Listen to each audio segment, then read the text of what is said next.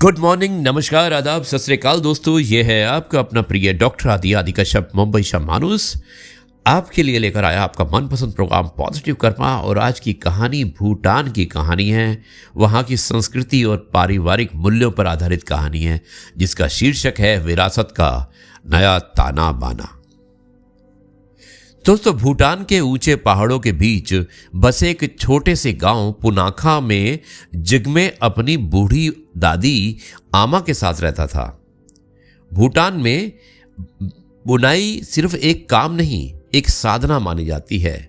आमा गांव की सबसे कुशल बुनकर थी, लेकिन उनकी आंखों की रोशनी अब धुंधल पड़ चुकी थी और हाथ कांपने लगे थे। जिग्मे शहर जाकर आधुनिक तकनीक सीखना चाहता था। उसे लगता था कि हाथ से बुनाई करना अब पुराने जमाने की बात है। एक दिन जिग्मे ने कहा कि आमा, आप क्यों इन धागों से अपनी जान खपाती हैं? शहर में मशीनें मिनटों में ये काम कर देती है। आमा मुस्कुराई और उन्होंने एक अधूरा कुशथोरा यानी कि पारंपरिक भूटानी पोशाक जिग्मे के हाथ में दे दी।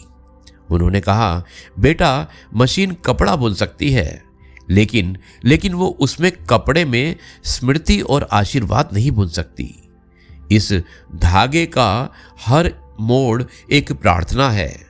और अगले ही दिन आमा की तबीयत बिगड़ गई।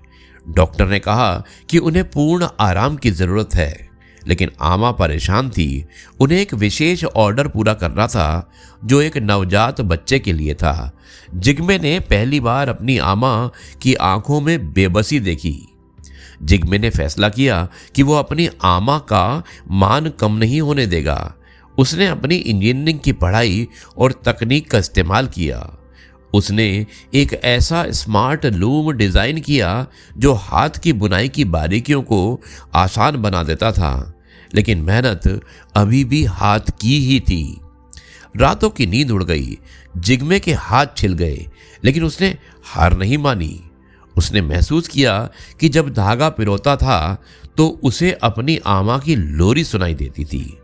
उसे समझ आ गया कि विरासत बोझ नहीं बल्कि हमारी जड़ें हैं। जब आमा कुछ दिनों बाद उठी तो उन्होंने देखा कि जिग्मे ने वो पोशाक पूरी कर ली थी। उसकी फिनिशिंग बिल्कुल वैसी ही थी जैसी आमा करती थी, लेकिन उसमें एक नयापन था। आमा की आंखों से आंसू छलक पड़े। उन्होंने जिग्मे को गले लगा लिया। जिग्मे ने अपनी तकनीक और आमा के हुनर्स को मिलाकर एक छोटा सा केंद्र खोला जिसका नाम रखा पॉजिटिव कर्मा।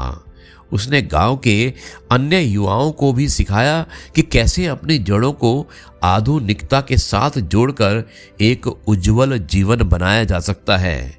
दोस्तों, आगे बढ़ने के लिए अपनी जड़ों को काटना जरूरी नहीं।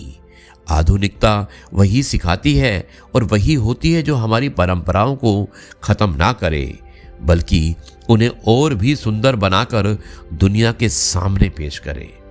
मुझे उम्मीद है कि आपको ये कहानी अवश्य पसंद आई होगी। अब मैं इस कार्यक्रम को यहीं पर समाप्त करता हूँ और कल आपसे एक बार फिर से मुलाकात करूँगा कुछ नई बातों के साथ।